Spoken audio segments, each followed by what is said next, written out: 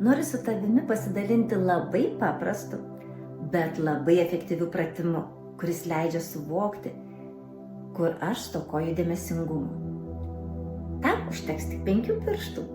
Šį pratimą geriausia atlikti prieš miegą. Mažylis yra informacija, žinios. Kokį žodį, sakinį aš atsinešu iš šios dienos savo. Bevardis yra man brangus ir artimi žmonės. Kiek aš buvau dėmesingas jiems, galbūt paskambinau, pasidomėjau, išklausiau.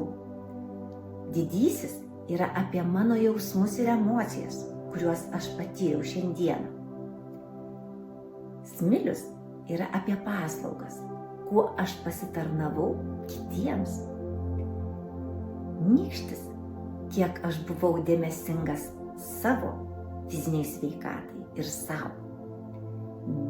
Kumštis yra apjungiantis visas dalis ir atnešantis bendrą suvokimą apie praleistą dieną, mintį, sakinį, žodį. Šio pratimo dėka aš suvokiau, kad mano dėmesingumo mažiausiai yra man brangiems žmonėms. Ir dabar aš galiu koncentruotis didžiausią dėmesį į tai. Pabandyk bent savaitę atlikti šį pratimą ir suvokti, kur tu stokoji dėmesingumo.